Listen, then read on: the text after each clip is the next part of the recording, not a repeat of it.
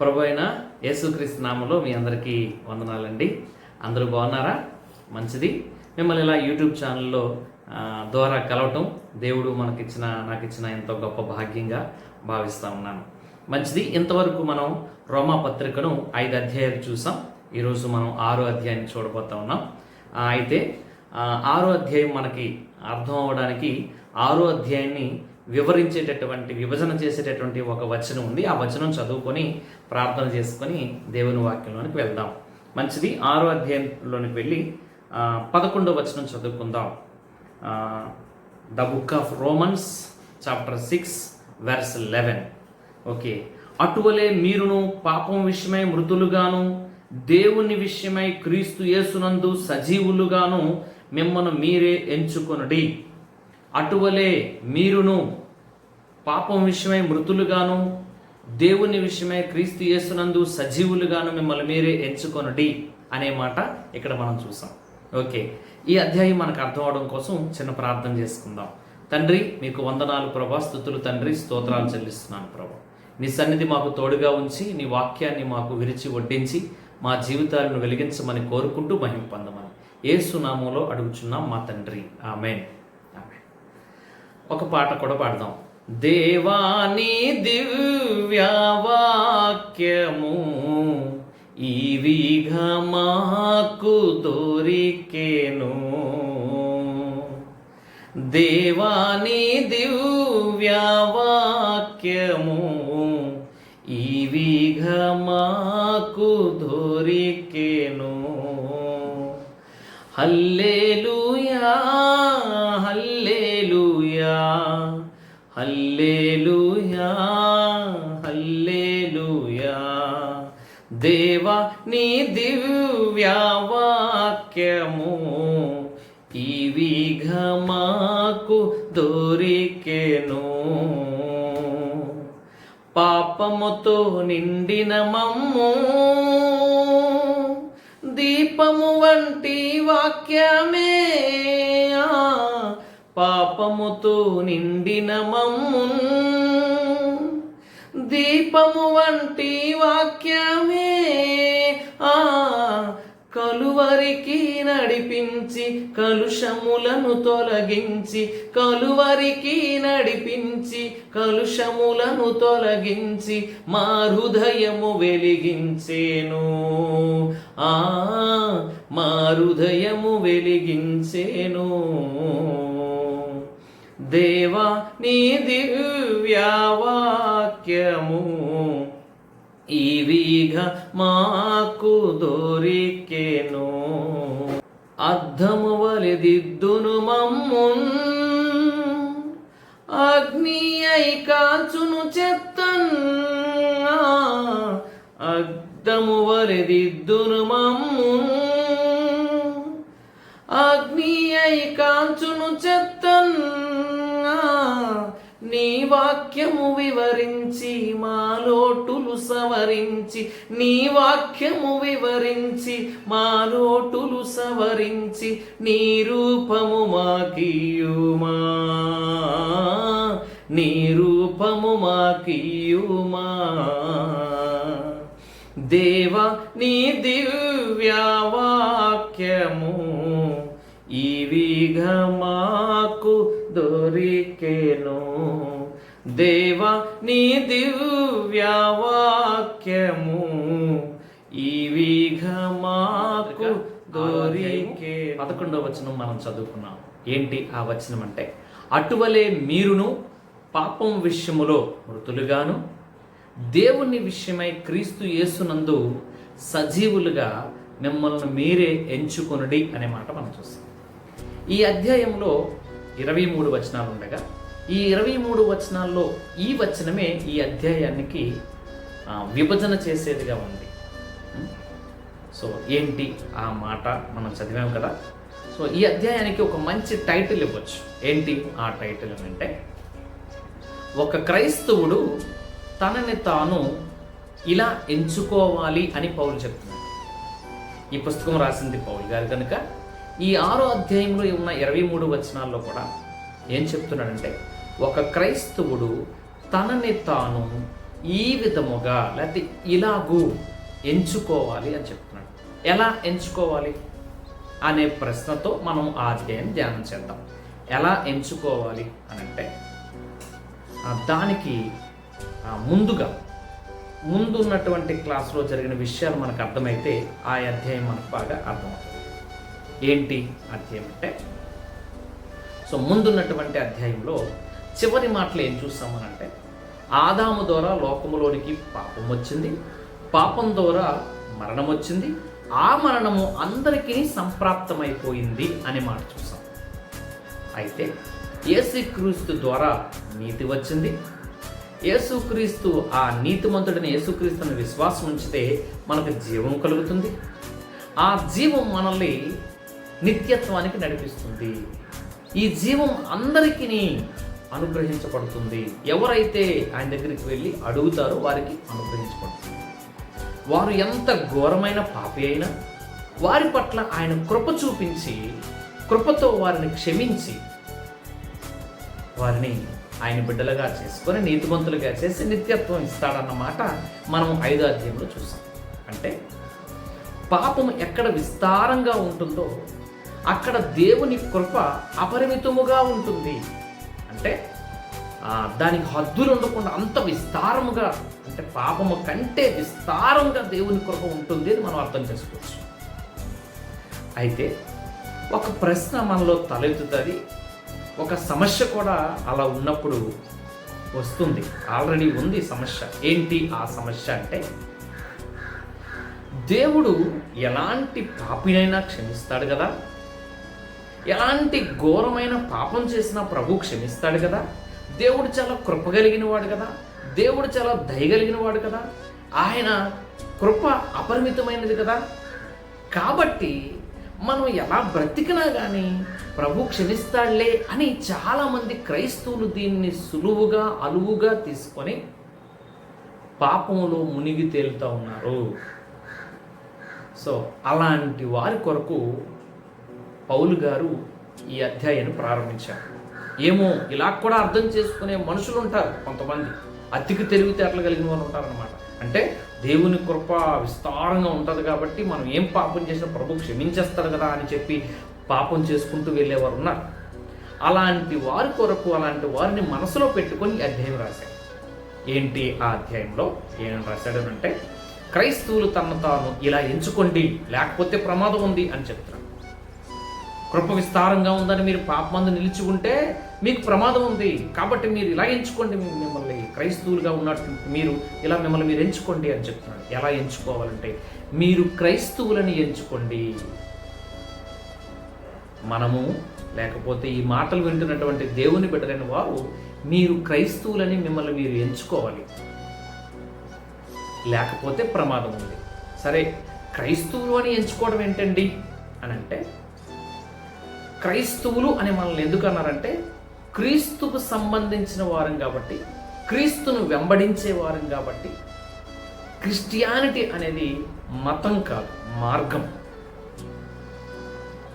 Ism అంటే మతం, అందుకే క్రిస్టియన్ ఇజం అనలేదు, క్రిస్టియానిటీ అన్నారు. క్రిస్టియానిటీ అంటే ఒక మార్గం. హిందూయిజం ఉంది, బౌద్ధిజం ఉంది, ముస్లిమిజం ఉంది, అనేక ఇజాలు ఉన్నాయి కదా, కానీ ఇది ఇజం కాదు. ఇది ఏంటంటే మార్గం. క్రిస్టియానిటీ అని అంటే ఒక మార్గం ఇది. సో క్రైస్తవుడు లేకపోతే క్రీస్తుని వెంబడించే వారిని క్రైస్తవులు అన్నారు. బైబిల్లో అపోస్తుల కార్యములు మనం చూస్తాం, క్రీస్తుని వెంబడించినటువంటి వారిని క్రైస్తవులు అన్నారు. అంటే మనందరమే క్రైస్తవులుగా మనం ఎంచుకోవాలి. సో క్రైస్తవులుగా మనం ఎంచుకోవడం అంటే అర్థం ఏంటంటే, క్రీస్తును వెంబడించేవారుగా ఉండాలి, క్రీస్తుకున్న అనుభవాలు మనకు ఉండాలి. మన పాపముల నిమిత్తము మృతి పొందెను అనే మాట మనం ముందున్న అధ్యాయంలో చూసాం. 5వ అధ్యాయంలో చూసాం, యేసుక్రీస్తు మన పాపముల నిమిత్తం ఏమయ్యాడండి? మృతి పొందాడు. అలాగే ఆయన సమాధి చేయబడ్డాడు, లేకపోతే పాతి పెట్టబడ్డాడు అని అనుకోవచ్చు. అలాగే ఆయన తిరిగి లేచాడు. ఈ 3 అనుభవాలు మనం గుర్తుంచుకోవాలి. యేసుక్రీస్తు మరణించాడు, సమాధి చేయబడ్డాడు, లేకపోతే పాతి పెట్టబడ్డాడు, తిరిగి లేచాడు అని, సజీవుడిగా తిరిగి లేచాడు. ఈ 3 ఎక్స్పీరియన్సెస్ లేకపోతే ఈ 3 అనుభవాలు మనకి లేకపోతే మనం క్రైస్తవులం కాదు. ఈ లోకంలో ఈ 3 అనుభవాలు లేవు చాలామందికి. అందుకే వారు దేవుళ్ళు కాదు, వారిని మనం వెంబడించాల్సిన పని కూడా లేదు. సో ఇక్కడ ఏం చెప్తున్నాడు అని అంటే, ఇదే ఎక్స్పీరియన్స్ మీకు కూడా ఉండాలి అని చెప్తున్నాడు. ఏంటంటే, కృప విస్తారంగా ఉందని పాపమందు నిలిచి ఉందమా అట్లనరాదు. చూడండి, నేను చదువుతున్నాను 6వ అధ్యాయం 1వ వచనం. అలాగైనా ఏమందుము, కృప విస్తరింపవలనను పాపమందు నిలిచి ఉందమా అట్లనరాదు. సో అట్లా అనకూడదు. అంటే దేవుని కృప విస్తారంగా ఉందని మనం పాపం చేసుకుంటూ ఉంటామా? అలా చేయకూడదు. ఒక చిన్న ఎగ్జాంపుల్ మీతో చెప్పాలని ఇష్టపడతాను. ఏంటి ఆ ఎగ్జాంపుల్ అంటే, ఒకసారి సముద్రం ఒడ్డున, బీచ్ ఒడ్డున ఒక ప్రాంతంలో జరిగిన సంఘటన. సో కొంతమంది కుర్రోళ్ళు, యవ్వనస్తులు, ఆకతాయి పిల్లలు ఏం చేశారంటే, సముద్రం ఒడ్డుకి వెళ్ళి వాళ్ళు ఈత వేస్తూ సముద్రంలో సరదాగా ఆడుకుంటూ అలా లోపలికి వెళ్ళిపోతే వాళ్ళకి తెలుసు, మేము లోపలికి వెళ్ళిపోతే మమ్మల్ని కాపాడడానికి ఇక్కడ పోలీస్ డిపార్ట్మెంట్ వారు ఉన్నారు, వారు గజీతగాళ్ళు ఉన్నారు, వారు వచ్చి మమ్మల్ని కాపాడుతాడని. సో కాబట్టి వాళ్ళు లోపలికి వెళ్ళిపోతూ కేకలు వేస్తూ అరుపులు అరుస్తూ ఉన్నారు. లోపలికి వెళ్ళిపోయి వెంటనే వీళ్ళు గజీతగాళ్ళు దిగి వాళ్ళని సేఫ్గా బయటికి తీసుకొని వచ్చారు. తర్వాత వాళ్ళు వచ్చేసి మళ్ళా కొన్ని రోజుల తర్వాత మళ్ళా వెళ్ళి మళ్ళా వాళ్ళు అదే పని చేశారు. ఏం చేశారు అంటే, మళ్ళా అలాగే దిగి ఇక్కడ వరకు అని చెప్పి ఇంకొంచెం లోపలికి వెళ్ళి మళ్ళా కేకలు వేస్తా ఉన్నారు. ఆ టైంలో మళ్ళా పరిగెట్టి వెళ్ళి వాళ్ళని తీసుకొని సేఫ్గా బయటకు వచ్చారు. ఇక చెప్పారు, ఇలా చేయకూడదు మీరు, ఇలా రాకూడదు మీరు, ఇలా ఉండకూడదు మీరు అని చెప్తే ఉంటే వీళ్ళేమో దాన్ని చాలా టెక్టీస్గా తీసుకొని అని చెప్పి మళ్ళా కొన్ని రోజుల తర్వాత మళ్ళీ వాళ్ళకి అలా చేయాలనిపించింది, మళ్ళా చేశారు. అప్పుడు పోలీసు వాళ్ళు ఏం చెప్పారు తెలుసా? బాయ్ అని చెప్పారు. అంటే ఉన్నారు కదా, కాపాడుతారు కదా అని చెప్పేసి సముద్రంతో ఆటలాడొచ్చా? దేవుణ్ణి అక్కడ ఉన్నటువంటి పోలీసులతో ఆటలాడొచ్చా? ఈరోజు చాలామంది క్రైస్తవులు దేవుని కృప ఉంది కదా అని చెప్పి మనము దేవునితోనూ అటు పాపంతో ఆటలాడితే అది ఎక్కడికి తీసుకెళ్తుందో మనకు తెలియదు, ఏమవుతుందో తెలియదు. కాబట్టి క్రైస్తవులకి ఒక మంచి అనుభవం ఉండాలి. ఏంటా అనుభవం అంటే, మరణించే అనుభవం ఉండాలి. యేసుక్రీస్తు మరణించాడు కాబట్టి, ఆయన పాతి పెట్టబడ్డాడు కాబట్టి, ఆయన తిరిగి లేచాడు కాబట్టి, ఆ 3 అనుభవాలు కలిగిన వాళ్ళు క్రైస్తవులు అవుతారు. అందులో మొదటి అనుభవం, ఆయన మరణించాడు. మనం కూడా మరణించాలి. ఏ విషయంలో మరణించాలి అని అంటే, ఇక్కడ రాశాడు చూడండి, పాపం విషయములో మనము మరణించిన వారిగా ఉండాలి. చూడండి 2వ వచనం చదువుతున్నాను. పాపం విషయమై చనిపోయి మనము ఇక మీదట ఎలాగూ దానిలో జీవించదము అంటే, పాపం విషయములో మరణించేవారిగా మనం ఉండాలి. ఇది మొదటి సంగతి. మనల్ని మనం క్రైస్తవులుగా ఎంచుకోవాలి. ఎంచుకుంటే మనకు ఉండవలసిన అనుభవంలో మొట్టమొదటి అనుభవం పాపం విషయంలో చనిపోయేవారుగా ఉండాలి అని చెప్పి ఒక ప్రశ్న మనకు వేస్తా ఉన్నాడు పౌలు. ఏమని వేస్తున్నాడు అంటే, క్రీస్తు యేసులోనికి బాప్తిసం పొందిన మీరందరూ ఆయన మరణములోనికి బాప్తిసం పొందుతున్న మీరు ఎరుగరా అని 3వ వచనంలో చెప్తున్నాడు. క్రీస్తు యేసులోనికి మనందరం ఏం చేస్తామనంటే, బాప్టిజం తీసుకొని ఆయన మరణములోనికి పాలు పొందులు పొందాము. అంటే బాప్టిజం మనకి ఏమి చెప్తుంది అని అంటే, బాప్టిజం తీసుకోవటం అనేది దేనికి సూచనగా ఉంది అని మనం గ్రహించాలి అని అంటే, దేనికి సూచనగా ఉంది అని అంటే, బాప్టిజం తీసుకోవడానికి మనందరికీ తెలుసు, మొట్టమొదట మత్తయి సువార్తలో 3వ అధ్యాయం ప్రారంభమైంది. పరలోక రాజ్యం సమీపించింది, మారు మనసు పొందండి అని యోహాను ప్రకటన చేస్తూ ఉంటాడు.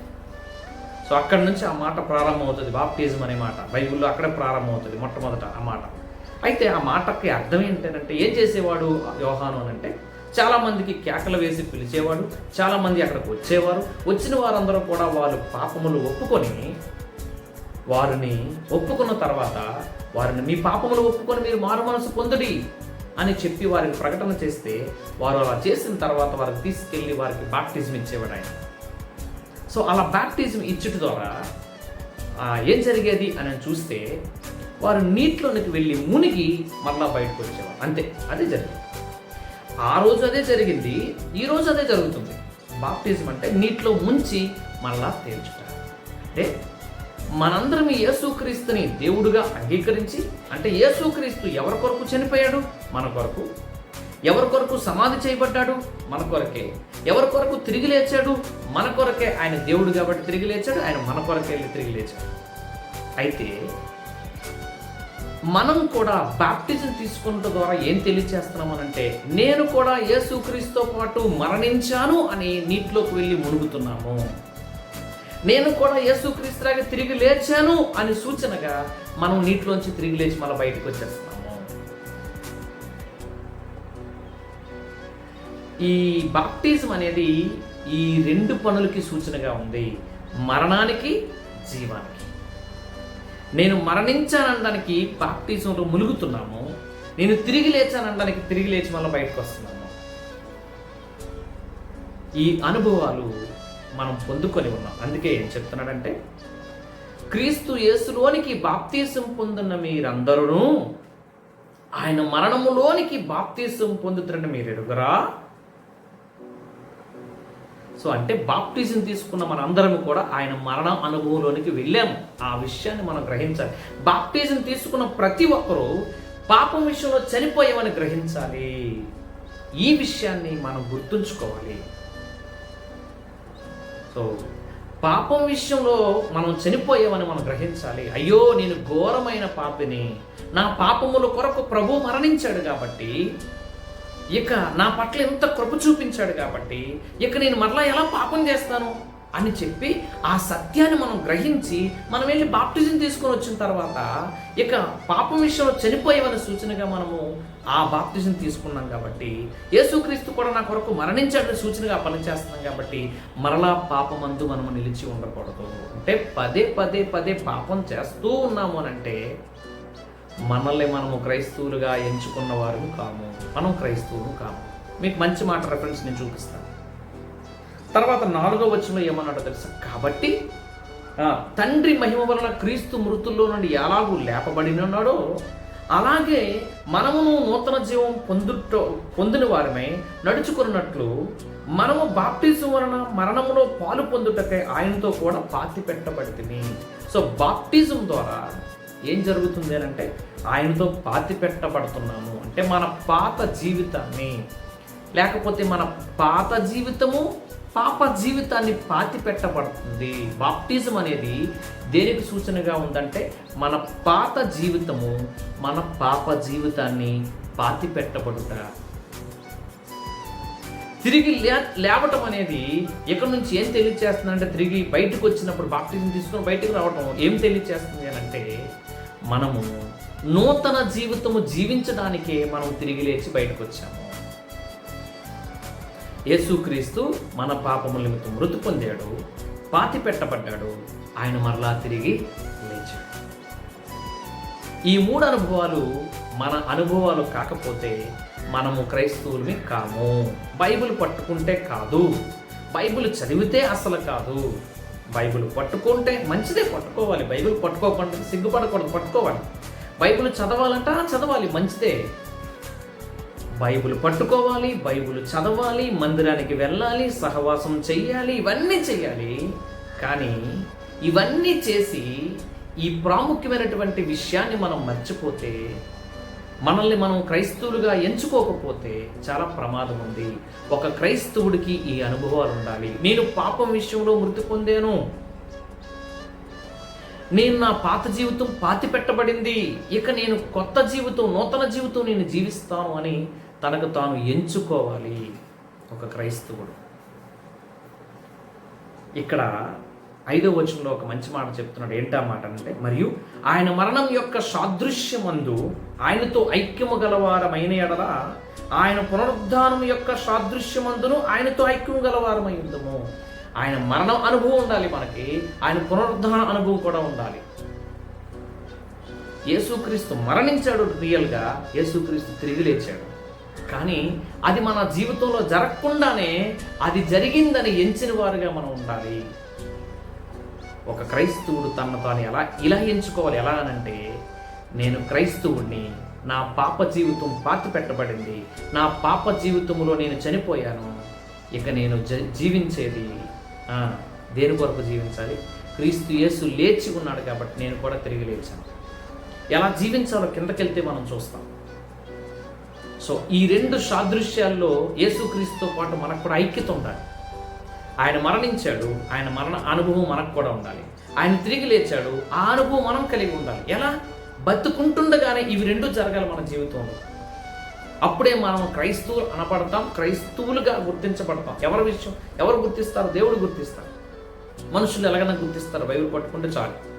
చూడండి, ఎలాగనగా మనం ఇకను పాపము నాకు దాసులు కాకుండాటకు పాప శరీరం నిరర్థకమవునట్లు మన ప్రాచీన స్వభావం ఆయనతో కూడా సిలువ వేయబడి ఉండెను. అంటే మనం ఏదో చనిపోలేదు, మనం ఏదో మరణించి తిరిగి లేవలేదు. కానీ మన ప్రాచీన స్వభావము, మన పాత స్వభావము, మన ప్రాచీన పురుషుడు పాప స్వభావము ఆయనతో పాటు సిలువ వేయబడింది. ఆ విషయానికి సాదృశ్యంగా ఆయన మరణ అనుభవము, ఆయన పునరుద్ధాన అనుభవాన్ని మనం కలిగి ఉండాలి. సో మనం 5వ అధ్యాయంలో చూసాం. ఆదాము ఎందుకు పాపం చేశాడు అంటే అవిధేయత చూపించాడు. అవిధేయత ద్వారా అపరాధం వచ్చింది, అపరాధం ద్వారా పాపం, పాపం ద్వారా మరణం, ఆ మరణం అందరికీ సంప్రాప్తమైంది. సో ఈరోజు మనం ఎందుకు పాపం చేస్తున్నాము అని అంటే క్రైస్తవులు కానుకున్నా ఉన్నప్పుడు మనం ఎందుకు పాపం చేస్తామంటే, యావత్తు మానవ జాతి పాపులైపోయారు. ఎందుకు అనంటే పాప స్వభావం మన లోపల ఉంది కాబట్టి మనం పాపం చేస్తాం. సో మన లోపల ఉన్న నేచర్, ఆ స్వభావమే పాప స్వభావం కాబట్టి మనం పాపం చేస్తూ ఉన్నాం కదా. ఇప్పుడు ఆ పాప స్వభావాన్ని మారిస్తేనే కానీ మనిషి పరిశుద్ధంగా మారలేడు, తనకు తానుగా మంచి పని చేయలేడు. కాబట్టి మన పాప స్వభావాన్ని యేసుక్రీస్తు వారు ఏం చేశారంటే సిలువ కేసి కొట్టేశారు. సిలువలో కొట్టబడింది. చూడండి, అక్కడ మాట చదువుతున్నాను నేను. మన ప్రాచీన స్వభావం 6వ వచనం, ఆయనతో కూడా సిలువ వేయబడిన ఎరుగుదుము. మనం ఎరగాల్సిన సత్యం ఏంటంటే, నా ప్రాచీన స్వభావం యేసుక్రీస్తుతో పాటు సిలువ వేయబడింది కనుక నేను మరణించాను, నేను తిరిగి లేచాను. యేసుక్రీస్తు మరణించాడు, యేసుక్రీస్తు తిరిగి లేచాడు. నేను అలా ఎంచుకోవాలి. నేను మరణించాను, నేను తిరిగి లేచాను. పాపం విషయంలో మరణించాను, నీతి విషయంలో తిరిగి లేచాను. ఆ విషయాలు ఈ అధ్యాయమంతట్లో చెప్పుకుంటూ వస్తాను. చూడండి, ఇంకేం చెప్తున్నాడు అంటే 7వ వచనం, చనిపోయిన వాడు పాప విముక్తుడని తీర్పు పొంది ఉన్నాడు. అంటే చనిపోయినటువంటి వ్యక్తి ఎవరైతే పాపం విషయంలో చనిపోయిన వాడుగా తను తాను ఎంచుకుంటాడో ఆ వ్యక్తే సరైనటువంటి విమోచన జరిగింది ఆ వ్యక్తికి. పాపంలో కొనసాగుతున్నటువంటి వ్యక్తికి విమోచన జరగలేదు. ఒకరోజు నాకు ఇలాంటి అనుభవం జరిగింది. ఏంటి అనుభవం అంటే, ఇదే రోమాపత్రిక ఒక దగ్గర నేను వాక్యం చెప్పి అక్కడ ఇలాగే వాక్యం చెప్పాను. పాపం విషయంలో మనం చనిపోయాము, పాపం చేయడానికి వీల్లేదు, నీతిగా బ్రతకాలి, పరిశుద్ధంగా జీవించాలి, ప్రభుకిష్టులుగా బ్రతకాలి అని గట్టిగా వాక్యం చెప్పి వచ్చాను. ఇంటికి రాగానే నాకు ఒక శోధన వచ్చింది. అదేంటనంటే, నా యొక్క ఇంటికి రాగానే నా భార్య నన్ను ఏదో విషయంలో గట్టిగా మాట్లాడుతూ ఉంది, అడుగుతూ ఉంది, చెప్తూ ఉంది. సో ఇప్పుడు నేను ఇప్పుడే చెప్పాను కదా వాక్యం ఏమని. సో నేను మరణించాను అని అంటే నేను పాపం చేయడానికి వీల్లేదు. ఇప్పుడు ఆమె ఏమన్నా నేను తిరిగి స్పందించకూడదు. సో ఇప్పుడు నాకు పరీక్ష. సో నేనేం చేస్తానంటే నేను మౌనంగా ఉన్నాను. ఇంకా ఎక్కువ ఆమె ఏదో అంటా ఉంది. ఆ టైంలో నేను చేసిన పని ఏంటో తెలుసండి, మోకరించి ప్రార్థన చేస్తాను. నాకు ఈ వాక్యం గుర్తొచ్చింది. మోకరించి ప్రార్థన చేస్తా ఉన్నాను. వెంటనే చెవి దగ్గరకు వచ్చి కూడా ఆమె అంటుంది, అయినప్పటికీ కూడా నేను ప్రార్థన చేస్తాను. ఏమనుకొని ప్రార్థన చేస్తున్నాను తెలుసండి, ఈ వాక్యం నాకు గుర్తొచ్చింది. ప్రభువా, నేను మరణించానని చెప్పాను కదా. సో ఇప్పుడు నేను లేచి నేను తిట్టి లేకపోతే ఏదో చేస్తే నేను మరణించినట్టు కాదు. కాబట్టి నేను మరణించాను అనడానికి, నా పాపం విషయంలో మరణించాను, నా పాత జీవితంలో మరణించాను. ఒకప్పుడు నేను ప్రభువుని నమ్మకమునుపు, ప్రభువును పూర్తిగా ఎరగక మునుపు నన్ను ఒకవేళ అలాగంటే నేను తిరిగి కొడతాను, తిడతాను, ఏదో చేస్తాను. అలా చేయకుండా నా పాత జీవితాన్ని నేను పాతిపెట్టబడి, నా పాప స్వభావాన్ని పాతిపెట్టబడి, పాపములో చనిపోయారని ఎరిగిన వాడిని పాపం చేయకుండా మోకరించి ప్రార్థన చేశాను. దేవుని బిడ్డలారా, పాపం విషయంలో మనం చనిపోకపోతే నీతి విషయంలో మనము జీవించడం అనేది అసాధ్యమైన పని. పాపం విషయంలో మనం చనిపోకపోతే మనకి విమోచన జరగలేదని అర్థం, మనము మారు మనసు పొందలేదని అర్థం. ఇంకా పాపములోనే కొనసాగుతూ అంటే క్రైస్తవుడుగా కాకమునుపు ఎలా ఉన్నావో క్రైస్తవుడు అయిన తర్వాత అదే నీ జీవితం కొనసాగుతుందంటే సరైనటువంటి మారు మనసు నీ జీవితంలో లేదు, సరైన పశ్చాత్తాపం నీకు లేదు. పశ్చాత్తాపం లేకపోతే పాపక్షమాపణ నీకు దొరకదు, నీకు విమోచన లేదు. అక్కడ ఏం చెప్తున్నాడు 8-9 వచనాలు, మనం క్రీస్తుతో కూడా చనిపోయిన ఎడల క్రీస్తుతో కూడా మనము చనిపోయిన ఎడల మృతులలో నుండి లేచిన క్రీస్తు ఇకను చనిపోడనియు. చూడండి, మనము క్రీస్తుతో కూడా చనిపోయిన ఎడల మృతులలో నుండి లేచినటువంటి క్రీస్తు మళ్ళా చనిపోయాడా? ఆయన చనిపోడు, ఇంకా ఆయన ఎవరు చంపలేదు. అంటే పాపం విషయంలో మనం చనిపోతే మనము యేసుక్రీస్తు తిరిగి లేచినప్పుడు ఇంకా ఆయనకు మరణం ఉందా? లేదు. మనకు కూడా ఆ మరణం ఉండదు అని చెప్తున్నాడు. ఎంత చక్కగా వివరించాడండి. నేను చదువుతున్నాను చూడండి. మరణమునకు ఇకను ఆయన మీద ప్రభుత్వం లేదని ఎరిగి ఆయనతో కూడా జీవించుదామని ఎంచుచున్నాము. ఎలయనగా ఆయన చనిపోవుట చూడగా పాపం విషయమై ఒక్కమారే చనిపోయింది, కానీ జీవించుట చూడగా దేవుని విషయమై జీవించుచున్నాడు. సో ఇక్కడ ఏం చెప్తున్నాడు అంటే, యేసుక్రీస్తు మీద ఆయన చనిపోయిన తర్వాత పాపం విషయం ఒక్కమారే చనిపోయాడు కాబట్టి ఇక పాపం విషయమై ఆయన మీద ప్రభుత్వం లేదు, ఇంకా ఆయన ఎవరో చంపలేదు. ఆ విషయాన్ని గ్రహించిన మనం బాప్టిజం తీసుకుంటున్నాం కాబట్టి మనం కూడా పాపం విషయమై మరణించి నీతి విషయమై జీవిస్తూ ఉన్నాము, యేసుక్రీస్తునందు జీవం కలిగి ఉన్నాము. అయితే ఆ మరణ అనుభవం లేకపోతే ఈ జీవ అనుభవం మనకు కలగదు, నిత్య జీవ అనుభవం, ఆ నీతి అనుభవం మనకు కలగదు. వినండి, మనము పాపం విషయంలో సరైనటువంటి పశ్చాత్తాపం మనకు లేకపోతే పాపం మన మీద ప్రభుత్వం చేస్తాం. పాపం విషయంలో సరైన పశ్చాత్తాపం మనం పడి పాపం విషయంలో చనిపోయేవన్నీ మనం ఎంచుకుంటే తప్పనిసరిగా మనకు విమోచన జరిగింది, తప్పనిసరిగా మనము తిరిగి లేచిన వారుగానే ఉన్నాము. ఈ విషయాన్ని మనం గ్రహించాలి. అయితే క్రైస్తవులు అయిన తర్వాత పాపం చేయరా అని అంటే మంచి ఎగ్జాంపుల్ లేకపోతే మంచి దీనికి సరైనటువంటి వచనాలు అర్థం ఎక్కడ చెప్పాడు అంటే యోహాను పత్రికలో, 1 యోహాను పత్రిక 3వ అధ్యాయంలో నేను చదువుతున్నాను చూడండి. 4వ వచనం నుంచి 9వ వచనం వరకు మనం చదువుకోవచ్చు. అయితే మీరు తర్వాత చదవండి, నేను చదువుతాను. పాపము చేయి ప్రతివాడును ఆజ్ఞాతిక్రమించును, ఆజ్ఞాతిక్రమే పాపం. అయితే పాపములను తీసివేయుటకై ఆయన ప్రత్యక్షం ఆయనని మీకు తెలియను. ఆయన యందు పాపము లేదు, యేసుక్రీస్తునందు పాపము లేదు. ఆయన యందు నిలిచి ఉండేవాడు ఎవడనూ పాపము చేయుడు. అంటే ఎవరైతే యేసుక్రీస్తునందు నిలిచి ఉన్నారో, యేసుక్రీస్తును అంగీకరించారో, పాపమందు పశ్చాత్తాపడ్డారో వారు గురించి మాట్లాడుతున్నారు. ఆయన యందు నిలిచి ఉండేవాడు ఎవడనూ పాపము చేయుడు, పాపము చేయవాడును ఆయనను చూడలేడును ఎరగలేడు. పాపము చేసేవాడు దేవుణ్ణి ఎప్పుడు చూడలేడు, దేవుణ్ణి ఎప్పుడు ఎరగలేడు. దేవుణ్ణి చూసిన వాడు పాపము చేయుడు, పాపం చేయడానికి ఇష్టపడడు. పాపం ఎందుకు చేస్తున్నాడంటే దేవుణ్ణి చూడలేదు గనక, దేవుణ్ణి ఎరగలేదు గనక ఒక వ్యక్తి పాపంలో జీవిస్తూ ఉన్నాడు. మన జీవితాల్లో దేవుణ్ణి చూడనంత కాలము, దేవుణ్ణి ఎరగనంత కాలము మనం పాపంలోనే జీవిస్తూ ఉంటాం. ఎలా అండి దేవుణ్ణి ఎరుగుట అనంటే ఆయన వాక్యాన్ని ఎరగటమే. ఆయన వాక్యం ద్వారా మనతో మాట్లాడినప్పుడు ఎన్నోసార్లు నీతో మాట్లాడుంటాడు, కానీ నువ్వు పెద్దగా పట్టించుకోలేవు. అంతే. ఆ అనుభవం నీవు లేకపోతే నువ్వు నిజమైన క్రైస్తవుడిగా నీవు ఎంచుకోలేవు. ఇంకొంచెం కిందకి వెళ్తాను చూడండి. చిన్నపిల్లలారా, ఎవరిని మిమ్మల్ని మోసపరచుకుడి, ఆయన నీతిమంతుడైనట్లు నీతిని జరిగించు ప్రతివాడు నీతిమంతుడే. అపవాది మొదట నుండి పాపము చేయుచున్నాడు గనుక పాపము చేయువాడు అపవాది సంబంధి, అపవాది యొక్క క్రియలు లయపరచుటకే దేవుని కుమారుడు ప్రత్యక్షమైను.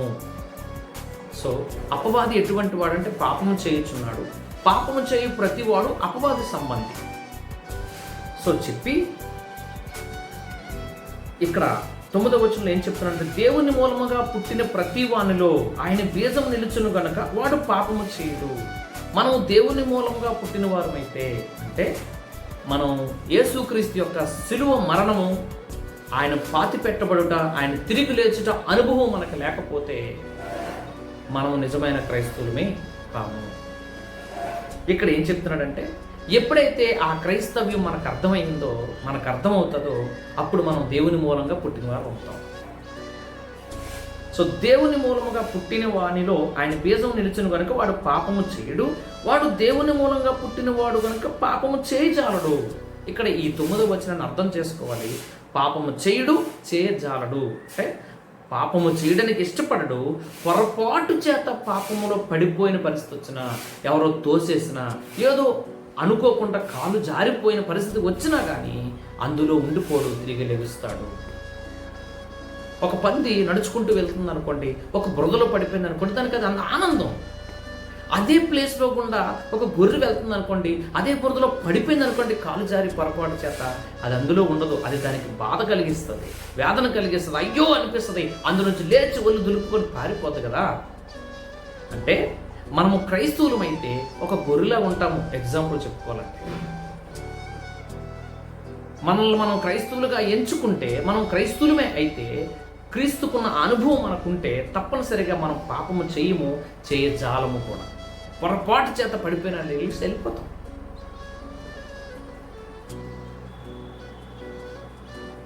దేవుని బిడ్డలారా చూడండి, దీన్ని బట్టి దేవుని పిల్లలు ఎవరో, అపవాది పిల్లలు ఎవరో తేటబడును. నీతిని జరిగించని ప్రతివాడు కూడా, తన సహోదరుని ప్రేమింపని ప్రతివాడు కూడా దేవుని సంబంధులు కారు. నీతిని జరిగించటం లేదా నీవు, అయితే నువ్వు దేవుని సంబంధువు కావు. పాపంలోనే మునిగి తేలుతున్నావా, నువ్వు దేవుని సంబంధువు కావు. నువ్వు నీ సహోదరుని ప్రేమించలేకపోతున్నావా, అయితే నువ్వు దేవుని సంబంధువు కావు. ఈ విషయాన్ని మనం గ్రహించాలి. అందుకే పౌలు ఏం చెప్తున్నాడు రోమాపత్రికలో అనంటే, చూస్తే రోమాపత్రిక 6వ అధ్యాయం 11వ వచనంలో చివరి మాట అక్కడ ఏం చెప్తున్నాడంటే, అటువలే మీరును పాపం విషయం మృదులుగాను, అంటే పాపం విషయంలో నేను చనిపోయాను. అంటే బతుకుంటుండగానే పాపం చెయ్యాల్సిన పరిస్థితి వస్తే, లేదు నేను పాపం చేయను, నేను పాపం విషయంలో చనిపోయాను. చనిపోయిన వ్యక్తి దగ్గరికి తీసుకెళ్ళి, ఆయనకి డ్రింకింగ్ ఇష్టం అనుకో, తీసుకెళ్ళి తాగుతాడా? సిగరెట్ ఇష్టం అనుకోండి, తీసుకెళ్ళి నోట్లో పెడితే తాగుతాడా? అసలు తాగడు. చనిపోయిన వ్యక్తిని గట్టిగా గుద్దితే లెగిసి తిడతాడా? మనల్ని తిట్టడు. చనిపోయిన వ్యక్తి పాపం చేస్తాడా? చేయడు. అంటే పాపం విషయంలో చనిపోయాన్ని మనం ఎంచుకోవాలి చెప్పి, అలాగే దేవుని విషయమై క్రీస్తు యేసునందు సజీవులుగా మిమ్మల్ని మీరు ఎంచుకునండి. సజీవులు మనం ఎంచుకోవాలి. మొదటిదేమో క్రైస్తవులమని ఎంచుకోవాలి, రెండోదేమో సజీవులమని ఎంచుకోవాలి. ఈ సజీవులుగా ఎలా ఎంచుకోవాలో ఏంటో తర్వాత క్లాస్లో మనం చూద్దాం. దేవునికి స్తోత్రం. దేవుడి మాటలు దీవించును గాక. ఆమేన్.